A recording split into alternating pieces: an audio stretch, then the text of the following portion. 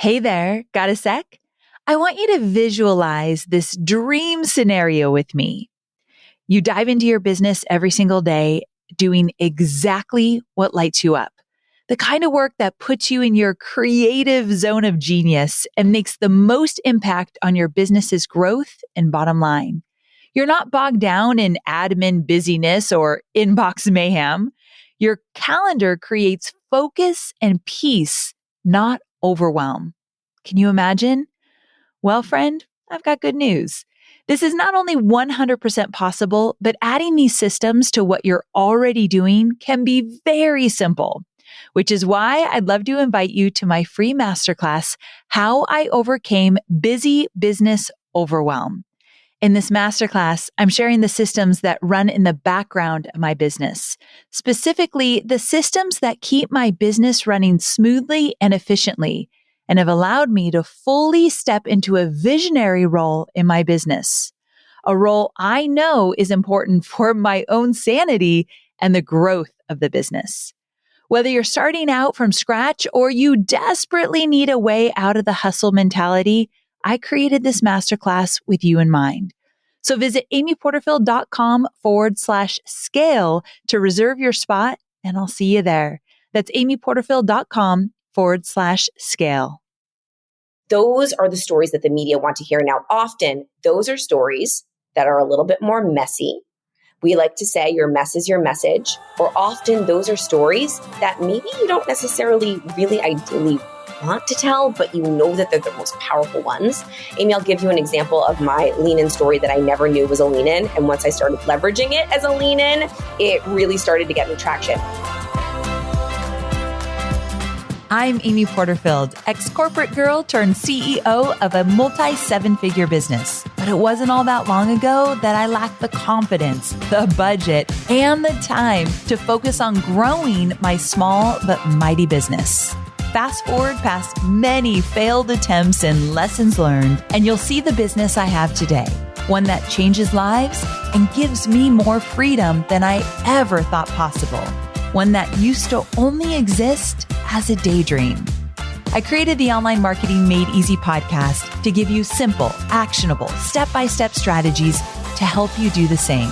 If you're an ambitious entrepreneur or one in the making who's looking to create a business that makes an impact and a life you love, you're in the right place, friend.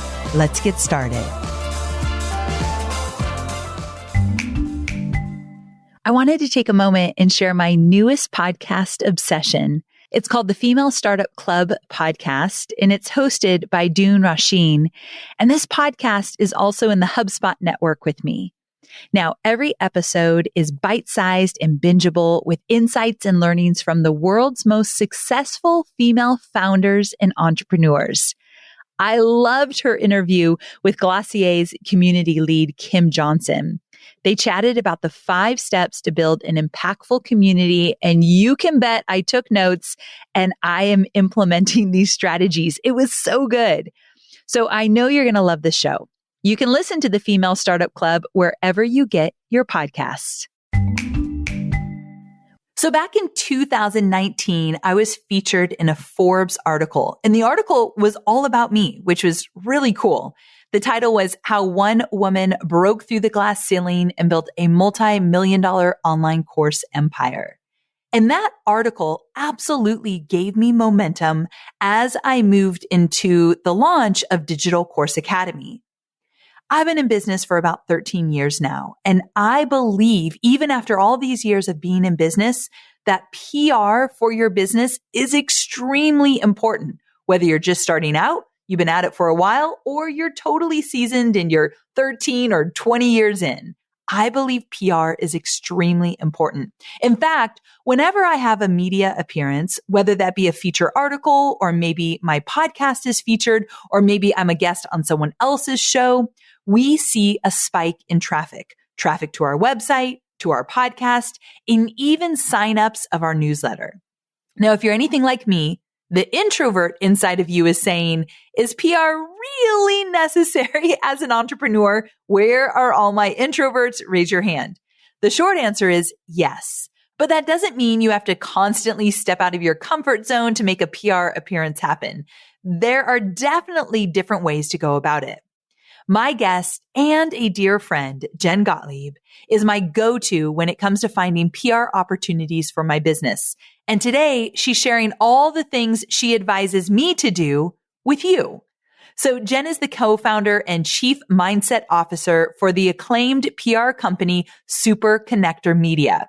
She's also a former VH1 host and a Broadway actress. She's landed features in Forbes, Business Insider, Shape, Women's Health, CBS, Good Morning America, PBS, and Goop. And today she's giving you a step-by-step approach for landing similar opportunities. I'm so excited for this episode. She'll tell you how to find the perfect opportunities that align with your goals, how to make an irresistible pitch they can't say no to, and she's giving you homework to get started today so you don't push this off, but instead have the tools to land a PR opportunity by next week. Next week, my friend. But you got to do the work. And trust me, it's not that hard. That's the bonus. It's not that hard. All right, let's get into the show with the lovely Jen Gottlieb.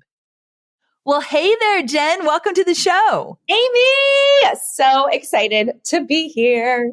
How have you not been on the show yet? I mean, that feels crazy to me because we have been connecting all year long. And where did we first meet? I was trying to think about that. Where were we? Amy, I know where we first met, but we didn't even realize we first met there. It was at a Gen Chem dinner. And you reminded me of this. We were both there at the same time, but I don't think we really spoke that much. We didn't. Okay. I remember. Okay. Now it all is coming back to me. I remember leaving that dinner. It was like a networking dinner for women. It was so cool. I really loved it. But I remember leaving thinking, everyone talks about this girl, Jen, over there. I did not get to meet her and I was bummed. And so I remember very vividly you being there and us not connecting. There were so many women there and it went by so fast. I know. And I remember thinking, well, this is so crazy because I was like, Amy Porterfield's here. Oh my God. I want to talk to her. But we just didn't get to. But I think everything when you connect the dots looking backwards, everything always makes sense, right? And the way that we ended up actually connecting was exactly the way that it was supposed to happen. And I really believe, Amy, that it was very much through Clubhouse where we really developed our friendship. Okay, I'm so glad you brought that up because since I don't use Clubhouse much anymore, do you use it a lot? Not at all. Which is so bizarre because we were all so into it. But you are right. That is where you and I, that's where our love affair started because we so enjoyed being on each other's Clubhouses and we were in so many of the same rooms and I got to see your magic there.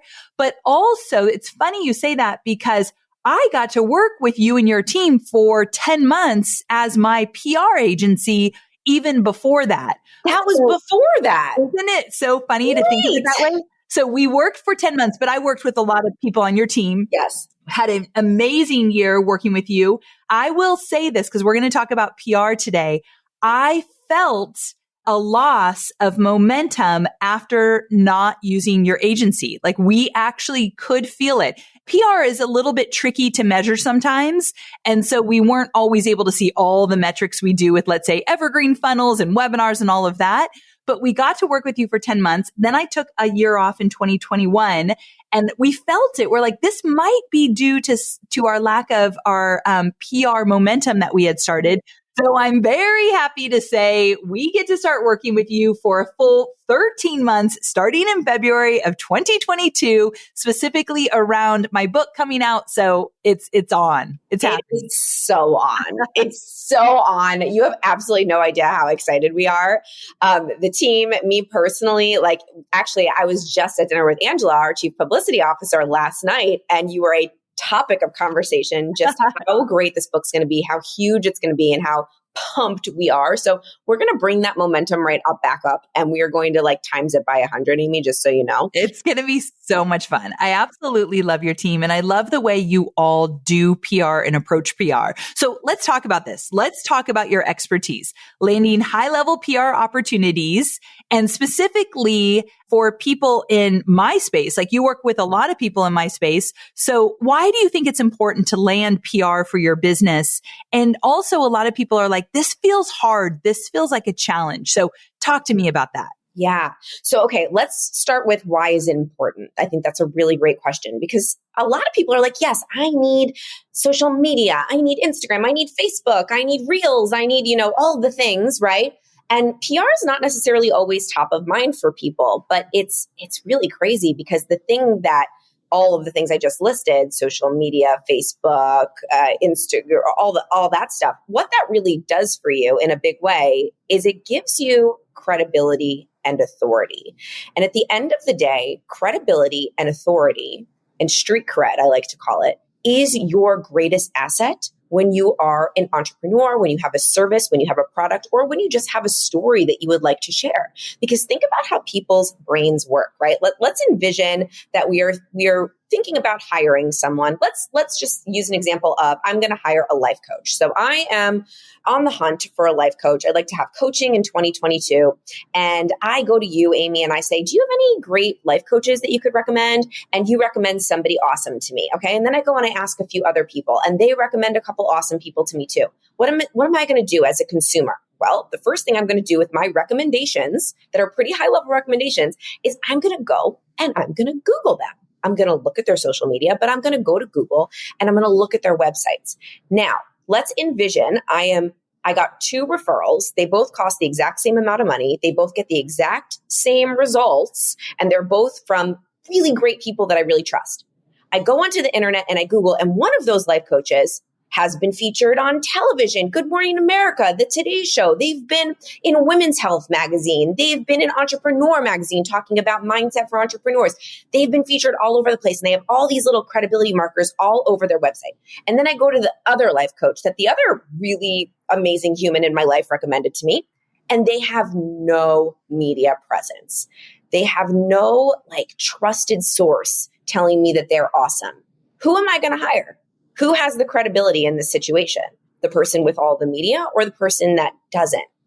And that is the question that you want to be asking yourself when you're thinking about your ideal customer or audience member, what they're thinking when they're actually thinking about, should I trust this person? Why should they trust you? Yes, you're awesome, but we can all get on the internet and say that we're awesome all day long, right? Right. I can go on social media and be like, I'm awesome. Look at how great I am.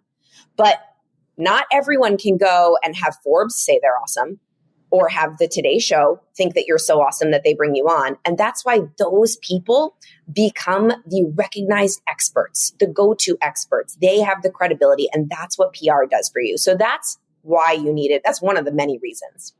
Oh, so good. And I totally get that 100%. I back that up with my own experiences, deciding who I'm going to hire and who I'm going to work with. So one of the questions I followed up with is this a challenge to make happen? But before you answer that, I wanted to talk about, is this a challenge for people that are just starting out? Because a lot of people that are listening, they're building their email list, they're starting to get their first course out into the world, and they don't have a huge following yet. So how can entrepreneurs use mainstream media to increase credibility and authority for their business, especially if they're just starting out? Yes. Okay. So I love this question because it's very, very exciting. Even if you are just starting out, you can still get media. Oh, I'm so glad you said that. Yes. In fact, it's the best time to do it. You want to start formulating the story. Oh, I've so much to say about this because here's the thing. Many people think that the ROI from PR is the direct ROI, like somebody reading the article or watching this TV show and then calling me because of it. Yes, you can get ROI in that way. You can get followers, you can get customers, you can get all the things. But really, 20% of the value of the hit is the actual hit. 80% is what you do with it afterwards. So since we're all listening to Amy Porterfield's podcast here, we're all going to know that that is the truth, that you need to take those media hits that you get and you need to amplify them to help tell the story and help build your brand and build your platform. And I mean, I can go through all kinds of steps that your listeners right now can do today. You don't need to hire a publicist. And here I am. I have a PR agency, right? We represent people, but I'm going to tell you right now, if you're listening and you're like, God, this feels hard. I don't have the money to invest in this right now. You can do it yourself. And it all really stems down to your relationships, and you have more relationships than you even realize that you have. And I will dive into that a little bit deeper if you want to, Amy. And then also getting really, really clear on your messaging and timely topics that you can talk on. And then also getting super, super, super crystal clear on where you want to be in the media, where your target audience is listening, watching, reading, where are they hanging out. And once you have that whole formula in place, you can start to implement this for yourself immediately, even without a big audience. Okay, so many questions to unpack in what you just said. So one of the things that you mentioned is amplifying. And when I started to work with your team, that was something that I was like, oh, there's like this whole other level of PR that I knew nothing about. So can you give people like some examples of what it would look like to amplify a media placement that you got? My favorite way to amplify any media placement is to tell a story around it. Now, the biggest mistake I see people make, and I'm sorry if anybody's listening to this and they did that, that's A-okay. That's how we learn. And we've all made this mistake. Even me, I've done it plenty of times, is you get a great hit or you get a win and your Instagram post or your Facebook post is, I was just on this show this morning. Check it out. Or, I've totally done that. Right? Like, here it is. Check out my Forbes article. And that's great one time. It's even great 2 times because people are going to celebrate you because they've never seen that. But think about it, Amy. If I'm in a different article every other day, it's going to get really old if I'm just like, check me out here, check me out here, check me out here. No one's going to be checking me out anymore. Okay, let's be real. But this is my favorite way to get engagement and to share about my wins is to help tell my brand story and help actually relate to my ideal customer using that media hit. So here's what I mean. So I'm going to use an example of one of the ones that I've done before for me. So let's use the Forbes article that I just got. So I was just featured in Forbes. And this is really actually a great story for your listeners to understand how you can start to create pitches out of content you already have. So this is how this came to be. I did an Instagram live about, my topic was how to connect in real life now that we're kind of out of practice because we've been, coronavirus and hiding out for a really long time, quarantining. And some of my tips to connecting in real life. I did this Instagram live. I was like, this is going to get so much engagement. This is the best topic ever. It didn't do that great, Amy. It got some engagement, like some people commented, whatever. It wasn't a big deal. But I believed in it. I was like, this is such a good topic. You know what? I'm going to use this exact same topic and I'm going to formulate a pitch for Forbes because I think this is very timely and I think that their audience needs to learn this now that we're going to events in real life again. So I pitched it to a relationship that I had been building for years at Forbes that I had never asked anything for before, ever. So that's another key, having relationships and building relationships. She takes it, she publishes it. It becomes it goes from being an Instagram live to being a Forbes article. Okay. And let's just talk about what we were talking about at the beginning of this podcast. What the mainstream media does for your credibility and your authority. Just because this exact same content had the title of Forbes on top of it, I suddenly got hundreds of shares, hundreds of comments, thousands of likes. In fact, I think I had over 100 Instagram story shares for my Forbes article. And I mean, let's even go even deeper. I had there was 4 ex-boyfriends that came out of the woodwork that messaged me. I'm so serious. They're like, oh, wow, you must be doing really well. I'm like, dude, I talked about everybody. I've been talking about this content forever. Nobody cared. And now that it's in Forbes, suddenly it gives me this credibility, right? So, okay, so that ties back to the first part, but let's talk about how I amplified it. So when I amplified this specific Forbes article, the first thing that I did was I took an image of me and I made it kind of look like a Forbes cover. So I've seen you do this before, Amy. I think you did this with our team. It was very amazing. Like, you take the Forbes logo, anybody can do this, and you put it over an image of yourself so that people, when they're scrolling, they see, oh, wow, Amy's face in Forbes. I guess she was featured in Forbes. But what I wrote was actually a story about not how I was featured in Forbes, but a story about how I am actually really introverted and have a hard time connecting with people in real life sometimes. And people wouldn't believe that. Like, I had a conversation with my friend and she said, how do you have all this energy to go out and connect with people all the time? And how are you the super connector? And I said this in my post. I was like, ironically, I'm actually really introverted and it's really hard for me. But I have these tips and tools and tricks that I use personally to be able to be an introvert, but still go and connect in real life. And I actually wrote about it in this article. So I did two things there. Number one, I provided value to my audience. So I said the tips and tricks that I said in the article. Number two, I then used a story. My friend asked me, how do I have all of this energy, right? So people like to read stories rather than read about celebrating me being in Forbes. And then number three, I actually also related to my ideal customer and their struggles. Right? Because all of my ideal customers, they're coming to me because they want to learn mindset tools and tips around connecting, around reaching out to the media. Maybe they're not as confident. Maybe they're introverted. So I was relating to them. And I was like, listen, I have this struggle too. And here's some of the ways that I'm around it. And then boom, at the bottom, I say, and P.S., Forbes thought this was so great that they published it too. So that's how I leveraged it. And that's why that article, I got a couple leads from it. I told you hundreds, thousands of shares, because of the style of which I amplified it, and also because of the fact that it was a Forbes article, of course. Oh, I love this example. It's very, very actionable and it brings it to life. So I'm glad you used that one. I know exactly what article you're talking about. You did a great job with the imagery so that it really was like, whoa, this is a big deal. And then I remember that story vividly. So I appreciate you being so specific so my audience can actually apply this right away.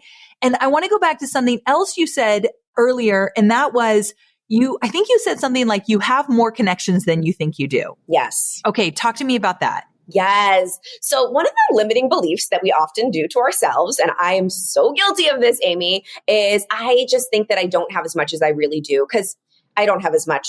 I mean, I can go even deeper than relationships. Like, I don't have as many good ideas. I don't know as many people. My stories aren't that interesting because the things that we already have that already exist in our lives, they're too close to us. We don't realize how amazing they are. And we don't necessarily know and realize and understand how deep they really go and how great we really are, because we're spending a lot of time comparing what we don't have to what other people do have, especially when we're looking at social media. So our viewpoint is totally skewed a lot of the times, and we don't even realize. So I like to sometimes take inventory on all of these things for myself. I do that in two different ways. And I'll give you these two different ways. We'll do the relationship one first, and then we'll do the mindset one second. So we have a tool to be able to actually dive into your network and be able to use your network that you already have to get whatever it is that you want in 20 days or less. And it's called the Top 20 tool. Amy, this works 100% of the time if you do it. And you do not need to be a super connector. You do not need to feel like you have a million friends. You don't even need to feel like you have any connections. Every single person has a network. They just don't necessarily realize it. And this is also a tool that can help you garner the relationships that you would like to garner and build to be able to create win-wins and get whatever it is that you want, especially media. Do you want me to teach it to your listeners? Please do. Is this the same one that my entrepreneur experience students got to engage in? Oh, yes, it is. Oh, they loved it. Okay, yes, this is exciting. Let's do it. I teach this all the time because it's not just to be used for media. It can be used if you're raising capital, if you are trying to get clients, if you're trying to get on podcasts or get connected to influencers or trying to find a boyfriend or a girlfriend, anything. Okay. So what you're going to do is you're going to make 4 columns on a piece of paper. So columns mean long ways. Okay. And at the top of those 4 columns, you're going to write down your goal. So for this specific training today that we're doing with Amy, where our goal is going to be to get into the media. So everybody listening, if you want to get a media hit, let's make that your goal, to get one media hit. Okay.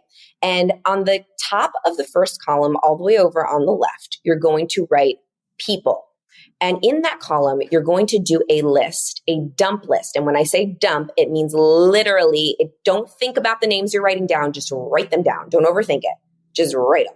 A dump list of 20 people in your life network, anybody in your life you've ever connected with. This does not just mean your business network or your Instagram network or your Facebook network. It means family members, neighbors, people you went to high school with, college with, anyone you've ever met in your life that has any kind of connection to somebody in the media. Okay, because that's what we want. And you may be thinking 2 things. Number 1, oh my God, Jen, I don't know 20 people. Yes, you do. Open up the contacts in your phone, right? We all have hundreds of contacts on our phones. We don't even know who these people are, but they're there, right? Open up your Facebook friends, your Instagram friends. Think about, go get an old yearbook. I'm serious. You know 20 people, okay? So the second thing your mind's going to do is it's going to say, Okay, Jen, I know this one person, but I could never reach out to them. That would make me severely uncomfortable. Okay, that's fine. Don't worry about that. Just write their name down anyway. So we're just writing names down. That's it. 20 names. Next column over, on the top, you're going to write influence. And you're going to rank each person that you've written down in your column 1 on a scale of 1 to 10 on how influential they are in getting you what you want. So how influential are they in getting you a connection to somebody in the media or directly getting you into the media? So let's say your sister's boyfriend writes for Forbes. All right, your sister would be in column 1. And if it's her boyfriend, that's the connection, I would say she's pretty influential, right? I'd say she's like a 9 or a 10 on the influential scale because it's her boyfriend. They're very close, right? But maybe if it's your sister's ex-boyfriend and they haven't spoken in years, I would say that your sister is maybe a 2 or a 1 on the influential scale, depending on how that relationship ended, right? So then we move on over to the next column. And on the top of the next column, this is the third column over, you're going to write the word help. Then you're going to rank each person on a scale of 1 to 10 on how likely they are to help you get that thing.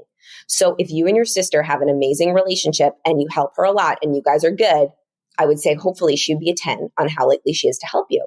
But let's say it's not your sister. Maybe it's someone you met on Instagram that you follow and you've had like 2 or 3 DMs with, but you know that they're very connected to somebody in the media, but you haven't really done a lot to help them. You don't have a great relationship. They can be on the list, but they're like a 2 on how likely they are to help you, right? Maybe they're a 10 influential, but a 2 on how likely to help. Okay. So then you're going to add up both of the scores, the influential score and the help score, and you're going to get a grand final score in the last column. And then you're going to sort those scores in descending order. It means the people with the highest scores are at the top of the list. People with the lowest scores are at the bottom of the list. Now, here's what you're going to do. This is the key for everyone.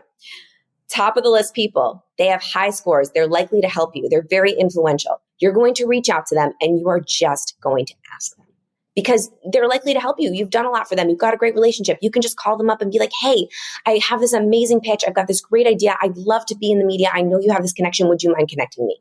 They're going to be excited to help you. But the people at the bottom of the list, instead of reaching out and asking them for help, you can't do that yet because they've got low scores on how likely they are to help you. Maybe you have to build that relationship up. So instead of asking them for help, you're going to do one thing to provide value to them. And you're going to keep providing value to them and keep providing value to them until you've created a relationship where you both are at this point where you're like win-win relationshiping and you help them. And then they're like, can I please help you? And then that's how the law of reciprocity works. And then not only do you have an amazing new friend and a relationship for life, but now you're both symbiotically helping each other. So people at the top of the list, you're going to ask them. People at the bottom of the list, you're going to slowly give and give and give and give and provide value until it becomes a powerful relationship where you are both giving and taking together.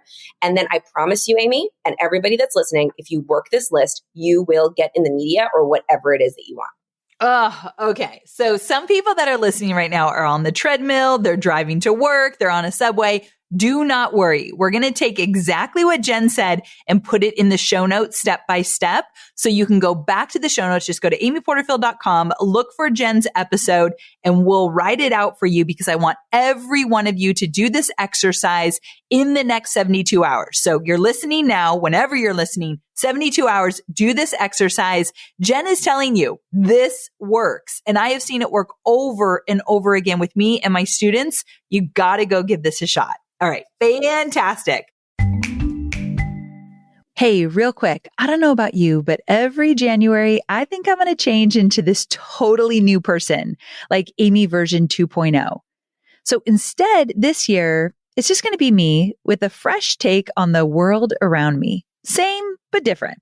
HubSpot CRM platform helps you notice the subtle changes in your customers' behavior that makes them the same, but different, enabling you to give the best customer experience possible.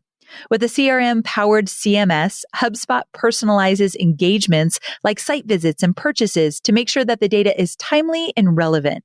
Plus, with a system that you don't need a PhD to operate, delivering streamlined customer experiences becomes easier for everyone on your team. With tools like HubSpot's knowledge base, you can create a centralized FAQ database, which helps your customers solve problems quickly and efficiently. Learn more about how you can transform your customer experience with a HubSpot CRM platform at HubSpot.com.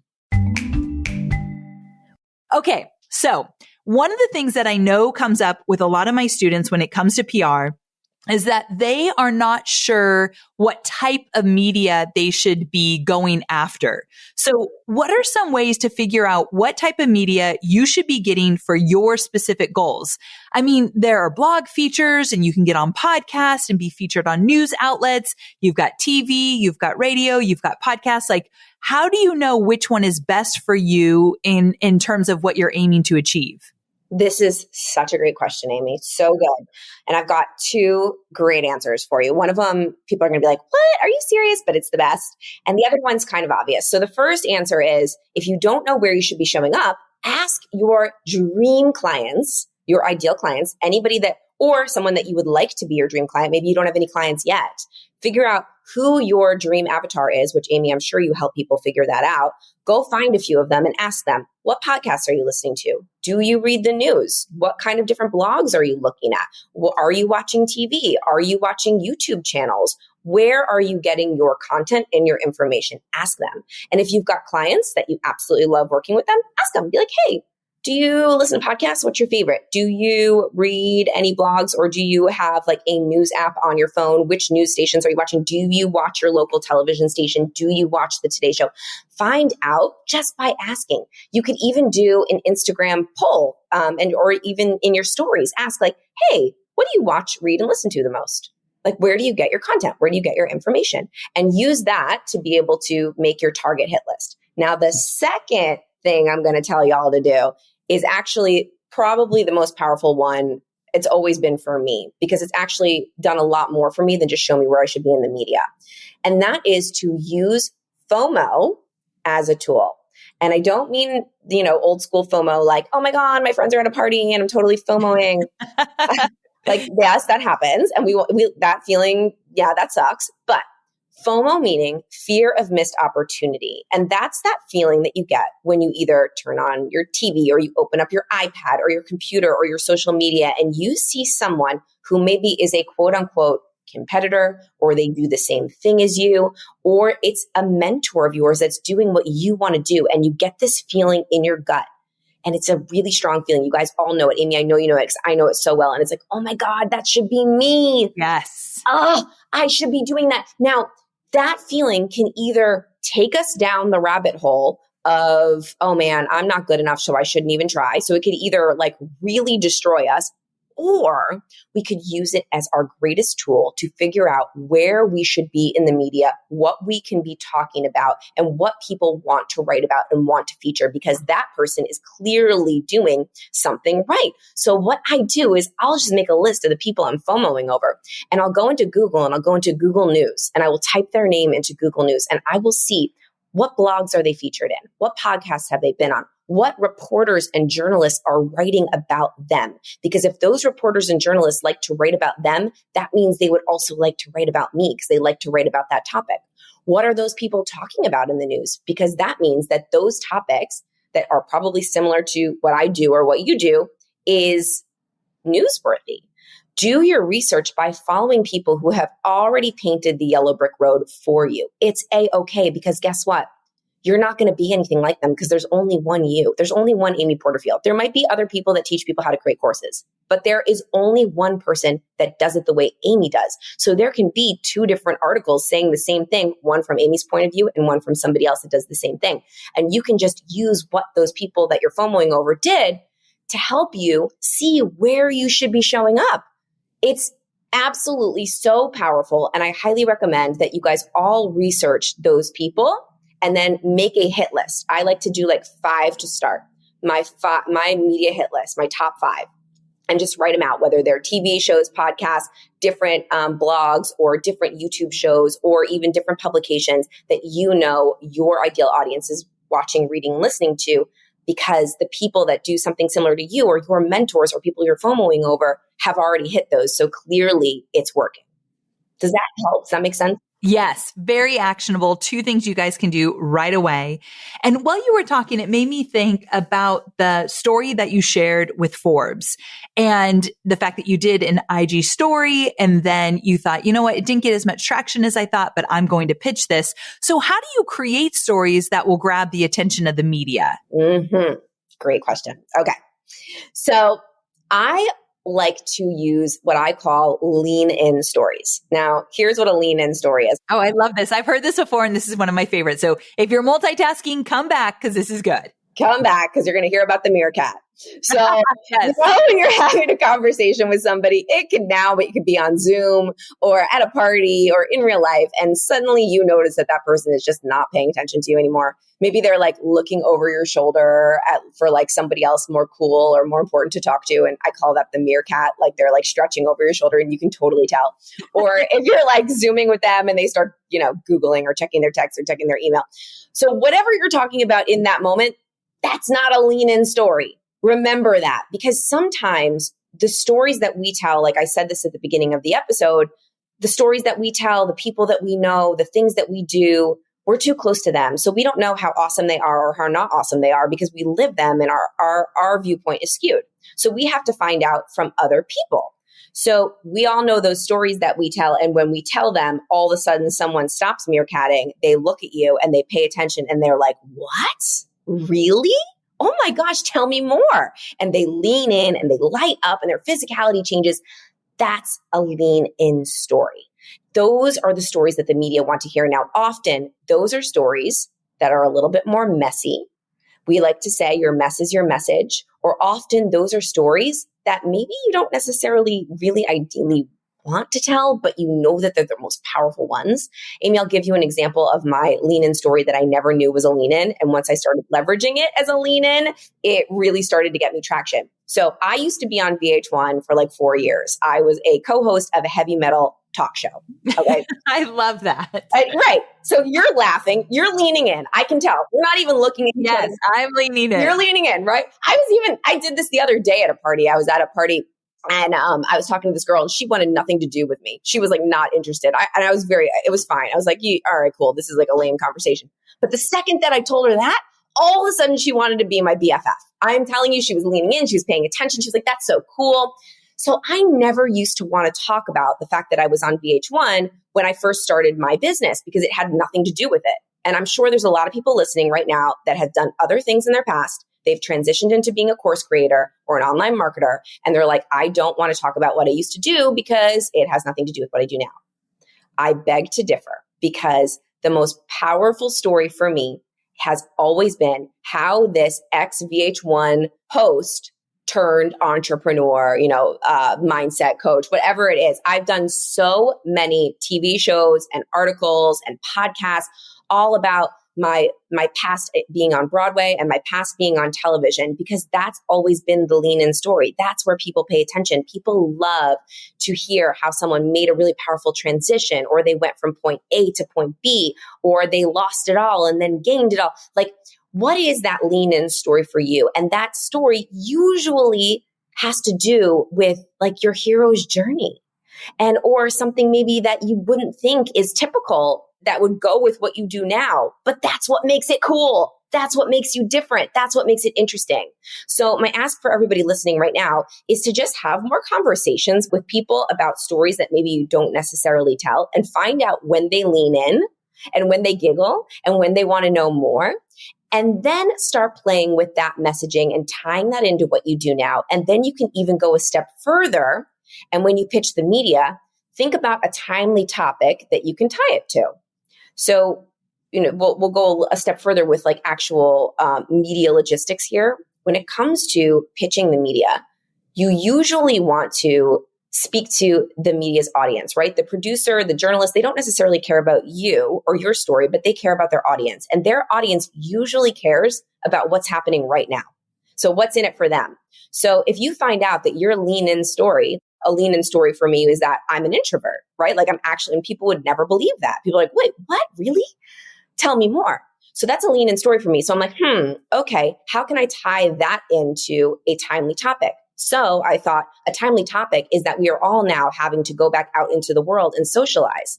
So what are some tips that I use that people can now use to, go out and socialize better, and entrepreneurs specifically? So I turned it into a timely pitch for Forbes. I used my lean in story, which is that I'm actually an introvert and people don't really realize that. And then I was like, Forbes, here's how your audience even if they are introverted, can also now start getting out into real life and connecting more powerfully. So I tied it into a timely news hook. So lean in story plus timely news hook equals exactly what you should be talking about in the media. Okay, that actually is a perfect segue because my next question was going to be, do you have any tips for writing a pitch that stands out above the rest? And I feel like number one, right there, you just gave us some valuable insight in terms of pitching media. But do you have any other tips for writing a pitch? Because a lot of people listening right now will not be in a position yet to hire a PR agency. They're going to be doing it on their own. So they would love some tips for pitching. Yep. So I've got your 5 elements. Oh, yeah, you do. 5 elements of a winning pitch. So everyone that's listening right now, do not worry. You do not need to hire a publicist. You can literally just go pitch yourself right now with these 5 elements. So Amy, you're totally right. Number 1 is a timely news hook relevant to the outlet. So you want to make sure that whether that timely news hook could be a holiday. Guys, there is a national holiday for freaking everything now. Isn't there, Amy? Like, absolutely. Right, like Donut Day. I'm sure there's National Course Creation Day. There's got to be.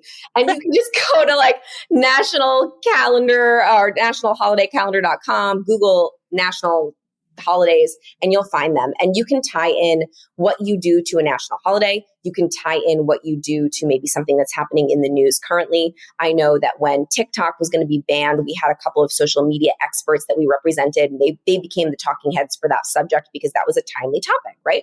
So think about what your news hook is for what you do. There's always something you can tie it to if you get really creative. And then the second element, I guess, of a winning pitch is to pitch the topic first and yourself second. This is so important because the biggest mistake, number one mistake I see people make when they pitch is they open up their pitch with, "Hi, Amy. I'm Jen Gottlieb and I am a PR expert from New York City." Like, no, I'm so sorry, but that producer or that journalist or that editor or whoever it is, that podcast host, they don't care about you yet. They will, they don't yet. They care about their audience. So the thing that you want to open up the pitch with is value to their audience. So the topic of your pitch, so let's open it up with, maybe it's a statistic. Like, did you know that 60%, let's use a Valentine's Day pitch as an example. I think I've used this with you guys before. Let's say 60% of couples are getting divorced now. I don't know what the stats are, but let's say you're a relationship coach and you're pitching Valentine's Day. 60% of couples are getting divorced, and this Valentine's Day is no different. People are having a harder time connecting during COVID than ever before. So that's your topic. And then the second paragraph, you say, "Hi, I'm so-and-so. I'm a relationship coach from New York City, and I would love to come onto your show and give your viewers 5 tips that they can implement on Valentine's Day to reconnect with the love of their life." So you understand the topic is first with a statistic, and that's going to be my next point. And then the next paragraph, you introduce yourself and say why you are worthy of giving their audience this information.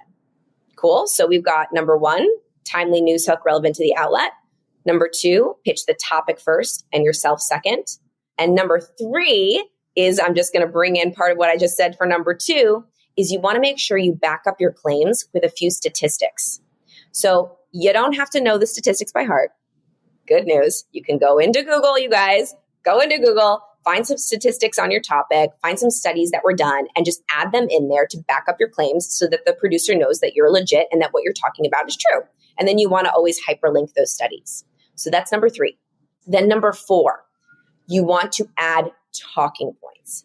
Very, very, very important, especially for TV. So television producers, they're working really fast. They have to develop these TV segments sometimes within an hour or so if there's breaking news. So they don't have time to create a whole segment. So you want to create the segment for them. What talking points are like 4 to 6 bullet points underneath your pitch of different things that you could talk about. So let's say you said, "Oh, I'm going to come and give your viewers 5 great tools they can use this Valentine's Day to reconnect with each other." So you could make your talking points those 5 tools. Number 1, go on a picnic date outside. I don't know. I'm not a relationship coach, right? But you're going to bullet out those 5 talking points. Okay. And then your 5th and final, most important element of a winning pitch. I'm saying that this is the most important one because I truly believe that it is for absolutely everything that you create in your life, is you want to make sure that you stand for what you believe in and you stand for something. So you don't want to be wishy-washy when you're pitching. You don't want to say things like, some people believe that this is true, but some people don't. And you don't want to say things like maybe or a fraction of people. If you believe that something is very bad, I want you to say that it's very bad. If you believe that something is wonderful, I want you to say that it's wonderful. They want to feature people that have an opinion, that stand for what they believe in. Because if you stand for all things, you stand for nothing.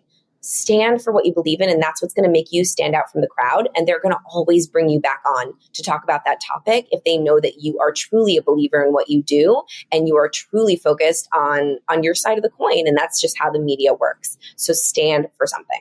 Do you want me to review them, Amy? One more time. Go through the list. Okay. Number 1, timely news hook, relevant to the outlet. Number 2, you want to make sure that you include stats, facts, and figures and studies. Number 2 and 3, you want to pitch the topic first and yourself second. You can swap those, or you can just keep them as 2 and 3. And then number 4, you want to add talking points. Make sure you have those bulleted out. And number 5, stand for something.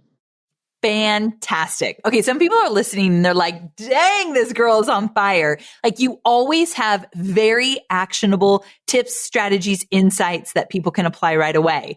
But here's the great news. I wanted this episode to come out at a very specific time because Jen and her partner Chris are doing something called Be on TV Bootcamp.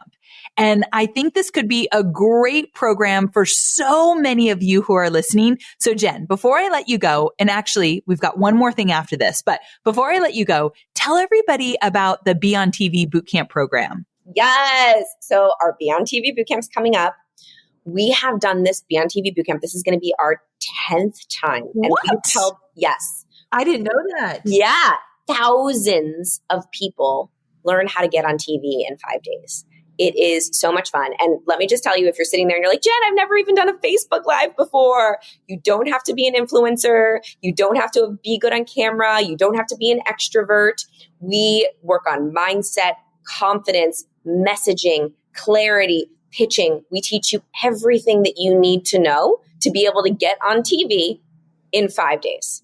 Okay. And we've done it enough times that we know that it works. We have so many testimonials. So if you want to sign up and join us, we have a very special link for all of Amy's listeners. Amy, you want to read it out what your link is? Yes. So it's amyporterfield.com/be on TV. Easy as that. amyporterfield.com/be on TV. And I'm telling you, the success stories that have come out of this blow my mind. I'm always paying attention to how these programs are working. What are people saying about it? You guys have some of the best testimonials out there that I've ever seen. And so this actually works. And the fact that it's just 5 days is really cool. Like 5 days you could be on TV. So you guys go sign up. It is fantastic. I highly, highly recommend it. Okay. So before I let you go, are you open to some rapid fire questions? Oh, I'm so down. Okay. Let's go. This is kind of a new thing we're doing on the show. I haven't done it a lot yet, so I'm excited to do it with you. 5 questions, rapid fire. Here we go. Ready? Yep. Number 1, who is someone that's inspiring you at the moment and why? You right now.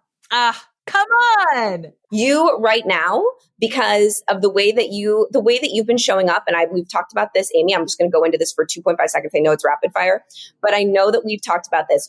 The way that you've been showing up on social media and everywhere has just been it's been so motivating to me because you're just out there being you. And I just am like mesmerized by how much you have grown in the way that you show up. And I can't wait for this book to come out. Well, I appreciate you saying so. What's so true about Jen, she actually texted me that exact thing that she just said. She texted that to me a few weeks ago. So it means the world to me. So thank you. Okay. Number 2, what is the best advice you've ever received? When you love yourself as much as you care what other people think about you, you will change your life. Okay. I first heard that from you and it was profound. So say it one more time. When you love yourself as much as you care what other people think, you will change your life. And I firmly believe that. Okay, number 3, what is the one daily habit that you swear by in your routine? And I just got to say, everybody, Jen will tell you where to follow her on social, but she shares a lot of her routines, and there's some ice baths, there's some red light therapy, there's a lot going on here that I am glued to. But out of all the daily habits, what is that one that you swear by? The one that I swear by is the most simple one: walking. Really? Walks. Yes. I mean, I work out every day. I do ice baths. I do red light. I do NAD. I do all the things. I love all the biohacky stuff, and it all works. But there is nothing better for your mind and your soul than a really nice long walk. And often I will do my manifesting when I walk, and I'll, pray and listen to music. And there's nothing better than that. And I will never miss my walk. In fact, it's getting cold in New York. So Chris, for Hanukkah, bought me this little treadmill that I have under my desk so I can walk while I take calls and I don't have to go out in the cold. Okay, I was going to ask you about that because I too have a treadmill and at the house, because in Tennessee it gets very cold in the winter. And I was going to ask if you're out there in 20-degree weather walking. No. Okay, gotcha. So you have an alternative, which I was like, damn, yes. I am not that strong. But I agree. I walk so much to clear my mind and also keep my anxiety and depression in check. Walking is that number one thing that does it for me. Okay, so same page. Number 4, what is your favorite media outlet at the moment and why? Ooh. I know. Okay. My favorite media outlet at the moment, and it's not just because I have a boot camp coming up all about it, but it kind of maybe always will be, is television. And the reason is not because someone's going to flip on the TV and watch you and want to hire you.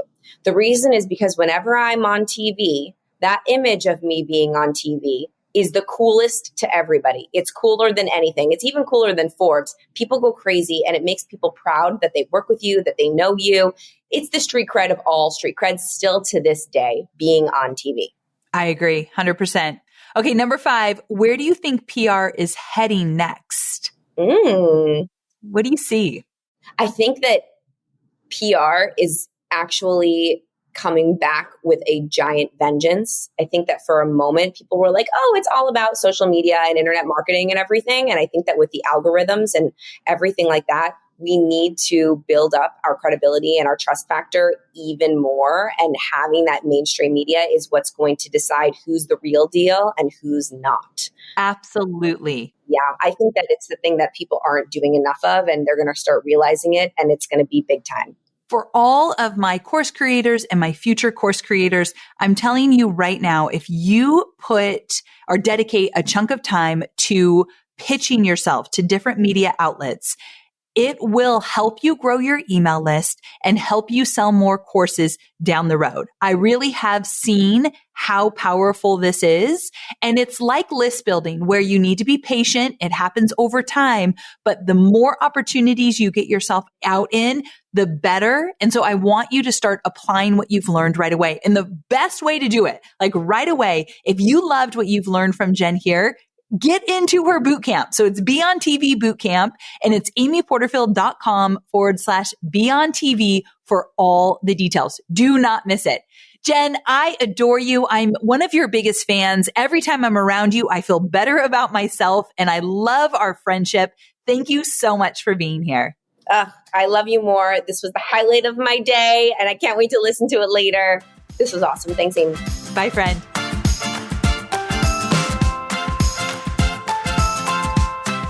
Before we wrap up, I wanted to share this with you.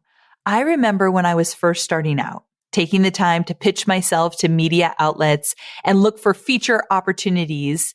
And it was such an important part of growing my business. And although I say when I was first starting out, the truth is we are still using PR in our business. I mean, heck, you heard me say that all of 2022 and into 2023, as my book is released, we will be working with Jen's team. That's how important I think this is. But you heard Jen say it. You don't need to hire a publicist in order to get featured in some of the biggest media outlets. You, my friend, can do this alone. So I want to highly encourage you to work through the exercise that Jen shared with you today. As I mentioned, I'm going to put it in the show notes. I want you to go to the show notes, grab a piece of paper, make the list of the names, and then start reaching out according to the scores that you give it. And remember, how do you feel when someone asks you to connect them with someone you know? You feel happy to make the connection, right? So keep that in mind if you get butterflies in your stomach before asking. So that's your homework. Go do the exercise that Jen outlined in this episode. Do it in the next 72 hours. That is my challenge for you. All right. I hope you loved today's episode. I know I absolutely did. And if you'd be so kind, please share this with a friend or two. Remember, it's all about referrals and connections. All right, my friend, I'll see you next week for my shorty episode on Tuesday. Same time, same place. Bye for now.